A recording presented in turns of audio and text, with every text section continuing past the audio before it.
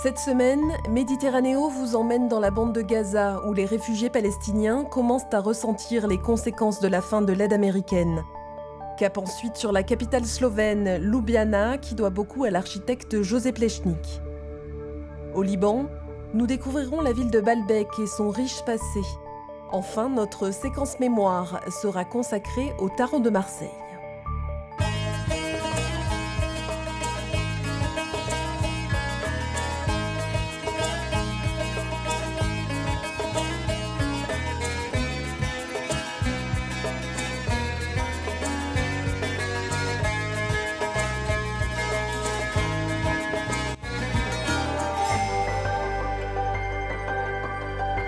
Il y a quelques mois, Donald Trump annonçait que les États-Unis n'aideraient plus l'UNRWA, l'Agence des Nations Unies pour les réfugiés palestiniens, soit 350 millions d'euros en moins pour l'organisation. Dans certaines régions du Proche-Orient, cette décision aura de graves conséquences, comme à Gaza, où 70% de la population a le statut de réfugié.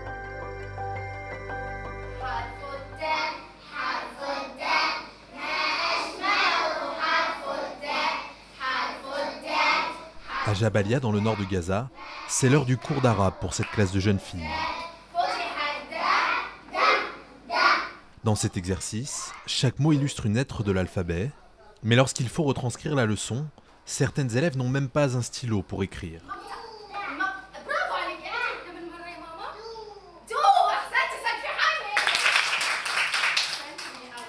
Cet établissement de l'UNRWA accueille plus de 1000 enfants.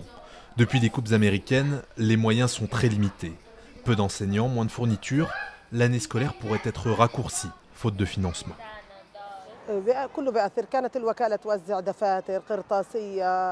Avant, l'agence distribuait des livres, des dictionnaires, des fournitures. Mais aujourd'hui, c'est fini. L'UNRWA assure beaucoup de services pour les enfants. Elle gère la santé, l'éducation, prend en charge les enfants handicapés. Si l'UNRWA stoppe son aide, ce ne sera pas bon pour eux. Gaza ne s'en remettra jamais.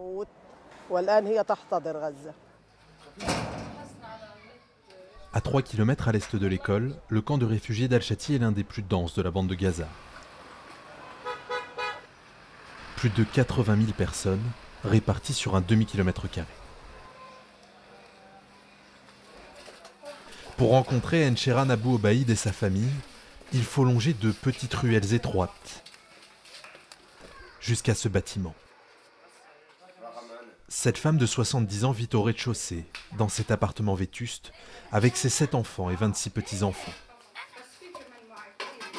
Leur nourriture est entièrement fournie par l'agence de l'ONU pour les réfugiés palestiniens. Ça, c'est ce qu'on reçoit de l'UNRWA. L'aide humanitaire de l'ONU. Une aide essentielle.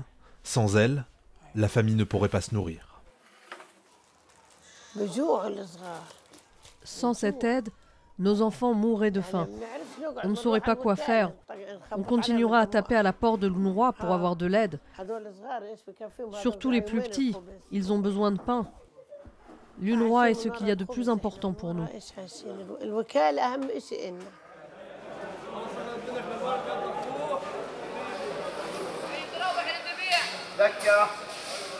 Pour obtenir leur ration, les Gazaouis se rendent dans des entrepôts comme celui-ci, où l'UNRWA organise des distributions.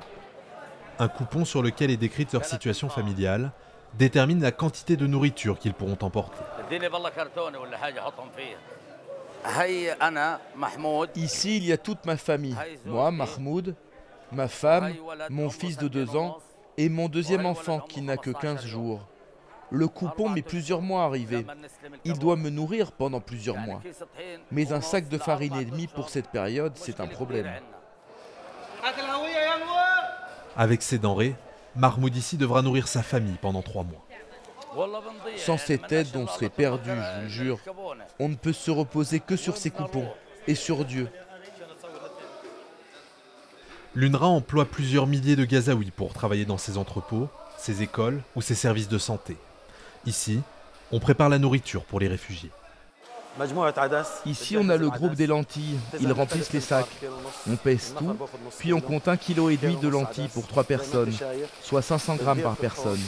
On passe les sacs à cet employé qui les emmène au stand suivant.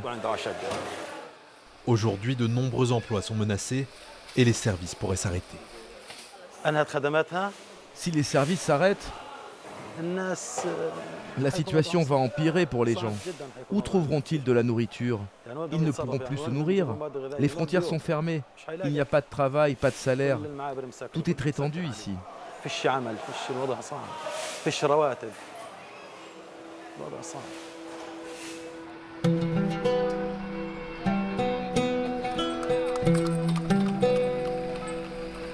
Mais pour Donald Trump, en nourrissant et donnant du travail aux réfugiés palestiniens, l'UNRWA n'apporte aucune solution au problème. Au contraire, elle entretient leur dépendance et permet au Hamas d'affirmer son emprise sur la zone. Depuis des années, Israël dénonce l'agence onusienne et le statut des réfugiés palestiniens. À Jérusalem, nous avons rendez-vous avec Shraga Bloom, un militant de la droite israélienne. C'est une institution qui est complètement nocive et inutile.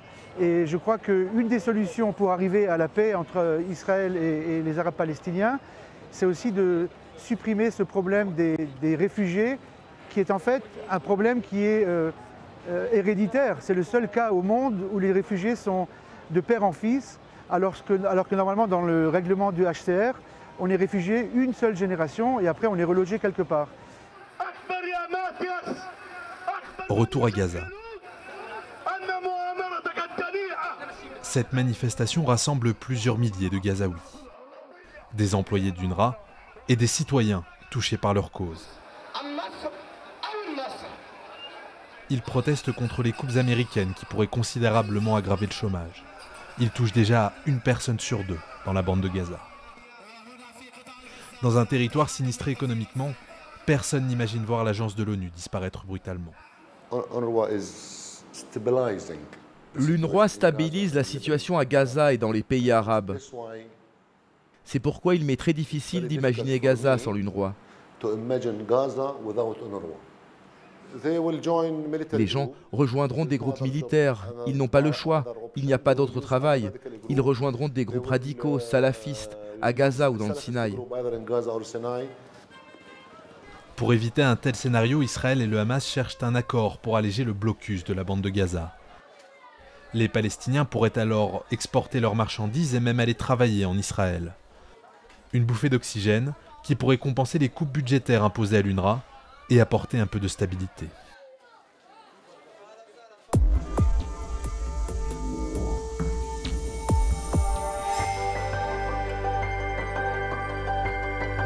On dit que José Plečnik est à Ljubljana ce que Haussmann est à Paris ou Gaudi à Barcelone.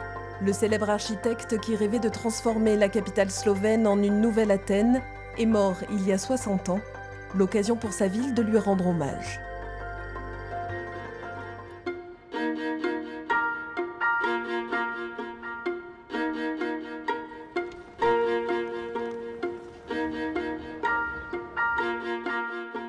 En ce samedi matin, alors que Ljubljana s'éveille paresseusement, ces passionnés d'architecture se sont donné rendez-vous dans cet ancien monastère. Sous la supervision de Mateusz, un photographe professionnel, ils ont 2 heures pour tenter de sublimer les lieux, un exercice pas si évident. Quand vous essayez de prendre des photos, et ce sera le cas ce matin, vous êtes toujours confronté à des limites. Il faut essayer de s'en servir pour arriver à faire une bonne photo. Tous sont à la recherche du meilleur point de vue.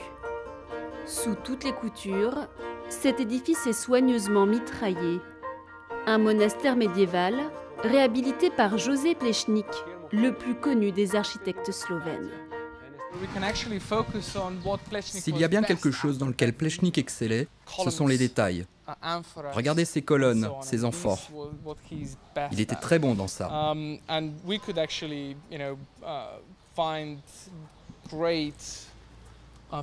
C'est vraiment un plaisir de se plonger dans tous les détails de son architecture. C'était quelqu'un de très méticuleux. Un style antique revisité, hommage à l'histoire ancienne de Ljubljana, cette ancienne colonie romaine. Parmi les détails, cette inscription « Seul votre travail attestera de votre existence ». Plus qu'une maxime, un impératif auquel Plečnik a été fidèle toute sa vie. Aujourd'hui, la capitale slovène Ljubljana lui doit près de 150 créations, des édifices, des ponts, un marché, de vastes places arborées ou encore la Bibliothèque nationale. 60 ans après sa mort, la capitale slovène rend hommage à Plečnik à travers plusieurs événements, comme cette exposition photo, du noir et blanc surtout, pour faire ressortir les détails de ses réalisations. On a ici une série de photographies très connues. Elle est signée de Damian Gale. Elle s'appelle Les colonnes de Plečnik. Le photographe a voulu montrer le génie et la modernité de Plečnik, sa perspicacité aussi. Il avait une vision bien précise pour Ljubljana. Il savait précisément ce qu'il voulait faire pour cette ville. Pendant longtemps, José Plečnik exerce à Prague et à Vienne. Le succès et les honneurs sont au rendez-vous, mais le faste de ces deux villes font ressortir à ses yeux les airs de grands villages de Ljubljana, sa ville natale. Plečnik se met alors en tête de rentrer au pays pour en embellir la capitale. Nous sommes en 1921, il a 49 ans et une détermination à toute épreuve. Pour mesurer cette obsession, il faut visiter la maison de l'artiste à Ljubljana. Une partie de la maison a été construite selon ses plans. Ça s'est fait entre 1923 et 1925. Ensuite, notre architecte y a passé le restant de ses jours. Anna Porok est la commissaire des lieux. Pour elle, s'il y a bien un lieu qui résume la personnalité de Plečnik, c'est la chambre qui faisait aussi office d'atelier. Les idées de Plečnik sont nées ici. Sur cette table de travail, vous pouvez voir une série d'effets qui lui ont appartenu. Ses lunettes, de tout petits crayons, et puis des cigarettes. Dans cette chambre, un vaste bureau et un bien petit lit.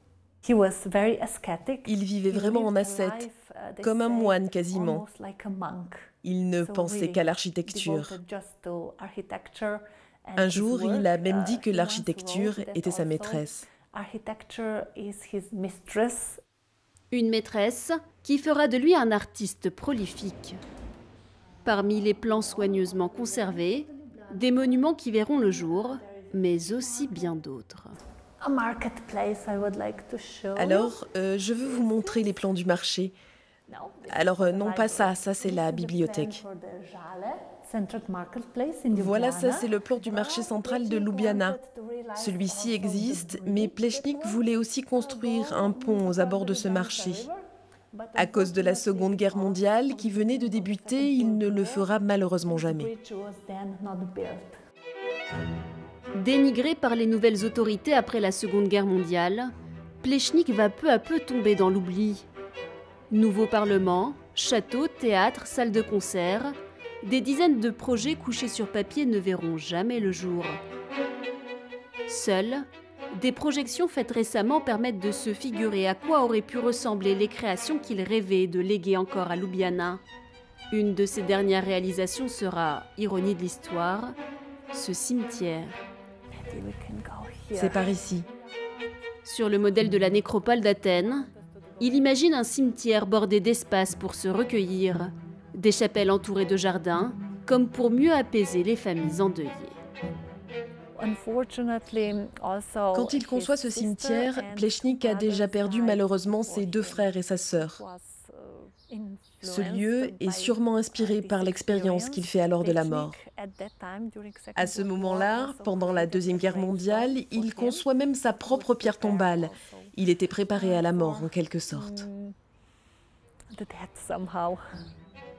Mort en 1957, Plečnik repose ici. Un parmi tant d'autres dans ce cimetière qu'il a jadis conçu. Voici la tombe de notre architecte José Plečnik. Il a été architecte jusqu'à son dernier souffle. La création donnait sens à sa vie. Du coup, il ne voulait pas avoir une pierre tombale qui puisse ne pas lui ressembler.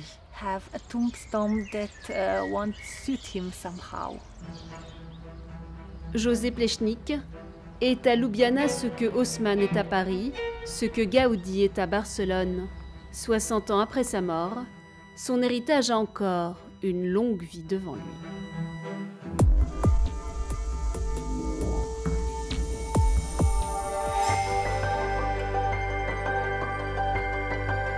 Sur l'ancienne route de la soie, au pied des monts de l'Anti-Liban, la ville de Baalbek compte aujourd'hui 80 000 habitants. Ces ruines sont les symboles d'une splendeur passée, un patrimoine d'une richesse incroyable que le Liban et l'Italie tentent de valoriser main dans la main.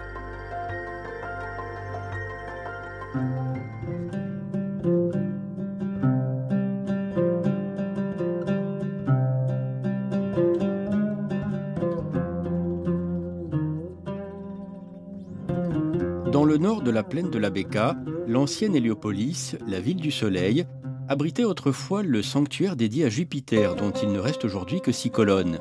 Le nom de Baalbek peut se traduire par seigneur de la plaine de la Bekaa, en référence au culte de Baal, dieu de l'orage et de la pluie, qui formait avec Astarté le couple divin le plus populaire de la région.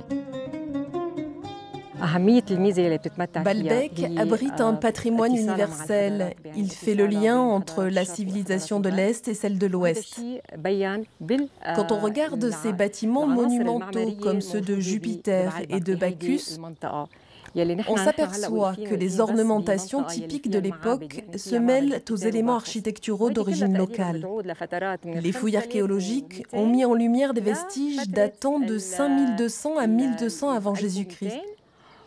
Des maisons et des rues qui témoignent déjà de la présence humaine en ces temps anciens, mais aussi plus tard, à l'époque hellénique, romaine, byzantine et arabe. La restauration coûte très cher, que ce soit purement financier ou pour former le personnel spécialisé. Des coûts que le Liban ne peut pas assumer seul. Nous demandons donc à d'autres pays de nous aider en profitant notamment de leur savoir-faire. Cet échange de connaissances est vraiment à la base de cette restauration.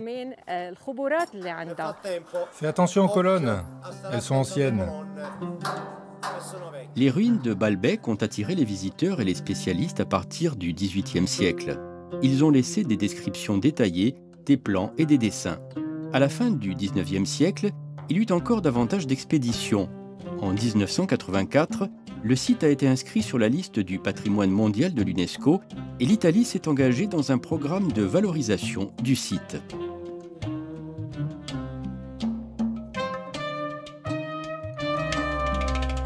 La coopération italienne, la Banque mondiale et l'AFD, l'Agence française de développement, ont financé le projet Jude, qui comprend la restauration de 5 villes archéologiques au Liban.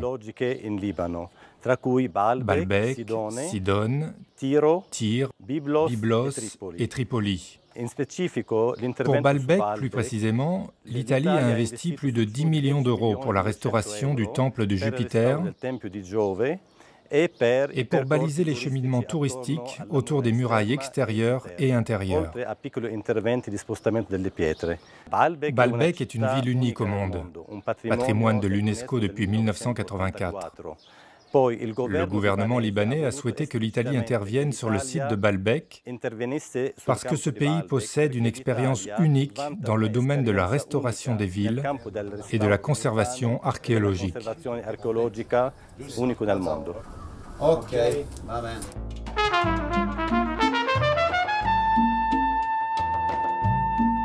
Aujourd'hui, dans le nord du Liban, Baalbek représente le plus important site de la plaine de la Bekaa.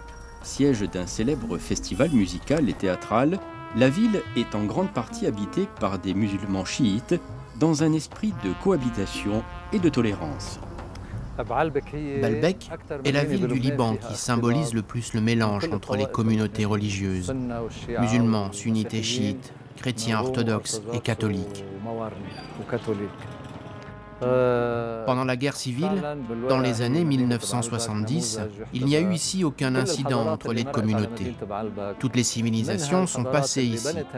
Aujourd'hui, la population reste marquée par ces influences et a appris à cohabiter entre cultures différentes. Baalbek ne nous raconte pas seulement une histoire ancienne.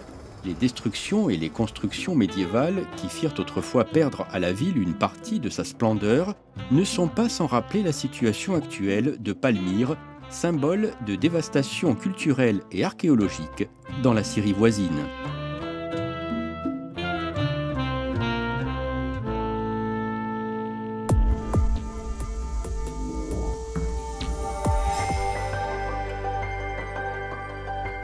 Les premiers tarots sont apparus à la fin des croisades, au XIVe siècle, dans les milieux populaires puis aristocratiques d'Italie et d'Espagne.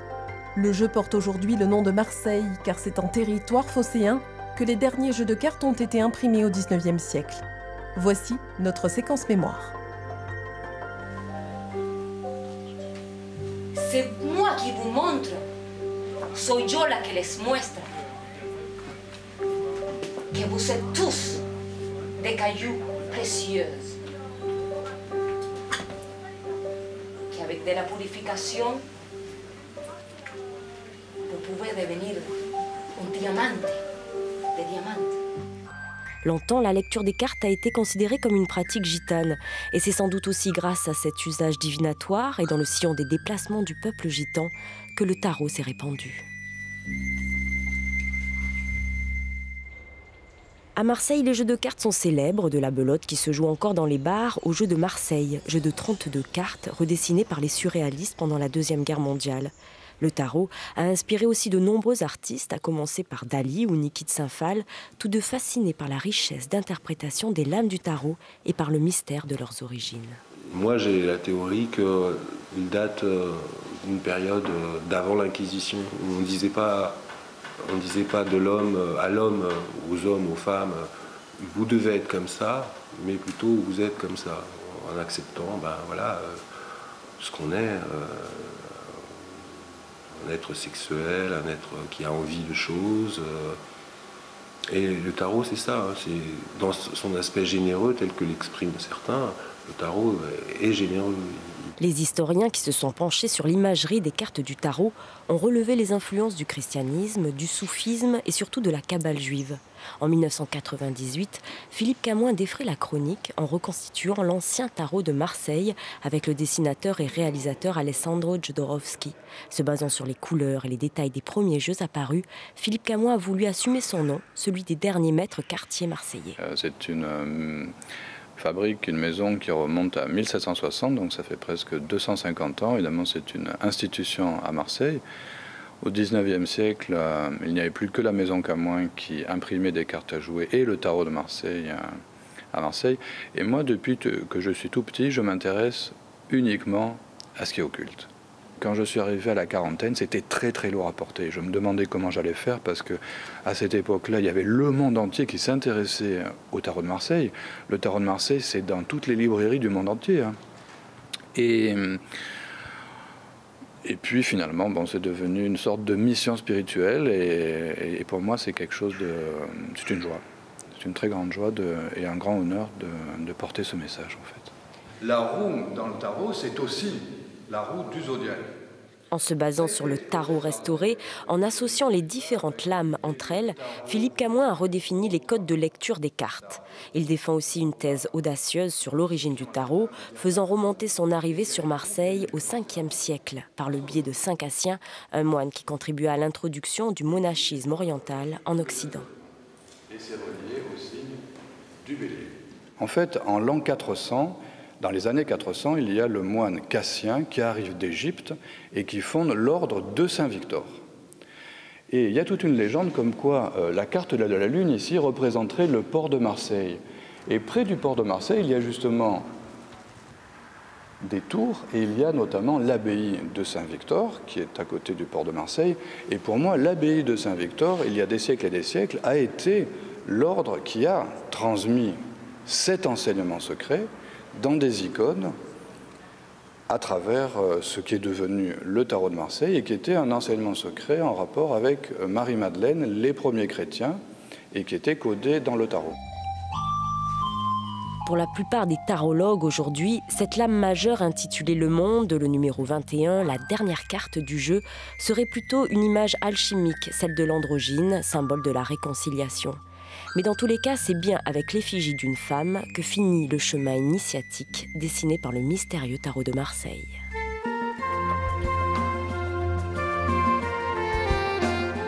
C'est la fin de Méditerranéo. Merci à tous pour votre fidélité. À très bientôt pour de nouveaux reportages en Méditerranée.